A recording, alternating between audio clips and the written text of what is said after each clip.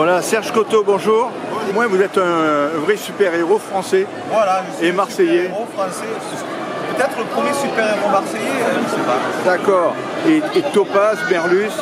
Alors, alors on est parti sur les œuvres complètes de Marcel Pagnol. Donc, eh bien, par exemple, ses souvenirs d'enfance d'un côté, avec La gloire de mon père, Le château de ma mère, bientôt le temps des secrets, Le temps des amours. Et puis, on peut aussi redécouvrir des œuvres moins connues, parfois pas oubliées, mais Topaz avait été un grand succès à l'époque, par exemple.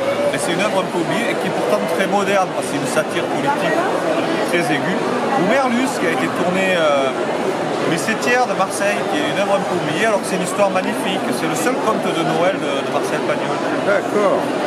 En effet, aujourd'hui, Pagnol, c'est une valeur sûre. Ouais, c'est une valeur universelle. C'est incroyable.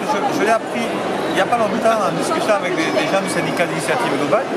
Le tourisme de Pagnol en Provence, c'est 300 000 visiteurs par an. Ah ouais, c'est énorme. Qui vit mieux. Ah, c'est énorme. Quelles sont les valeurs développées par Pagnol? L'humanisme d'abord, l'amour, la fraternité. Et puis, c'est un esprit très moderne, qui a une vision moderne de la femme, par exemple. Ce dont on ne se rend pas compte si on lit ses œuvres comme ça au premier degré. Mais dans l'œuvre de Pagnol, on constate que la femme est toujours une femme qui essaye de s'en sortir dans une société patriarcale. La faute n'est jamais de leur côté, elle est de la faute de la société. Ce sont ces filles mères, ces femmes adultères, ou ces femmes entretenues. Ce sont des femmes modernes parce qu'elles essayent de s'en sortir dans une société qui leur est hostile. Et puis, c'est quelqu'un aussi qui est un écologiste avant l'heure. Même s'il chasse, même s'il pêche, même s'il lui arrive d'enfiler une paille dans le cul des cigales, c'est quelqu'un qui a vraiment conscience que le monde, c'est la nature. D'accord. C'est ce qu'il raconte dans ses souvenirs d'enfance. Et ça, c'est une valeur moderne, quoi. D'accord. C'est un écologiste, c'est un féministe, à l'époque où ces mots n'avaient pas encore pris corps. Et c'est surtout un humaniste et un poète de l'âme humaine, quoi. C'est pour ça que c'est universel, Pagnol. D'accord. Et alors, Serge Coteau, une dernière question. Ouais. Est-ce qu'aujourd'hui, en 2016, bientôt 2017, on pourrait avoir à Marseille un nouveau Pagnol? Écoutez, le nouveau Pagnol, ça ne veut pas dire grand-chose, parce que Pagnol a été Pagnol déjà.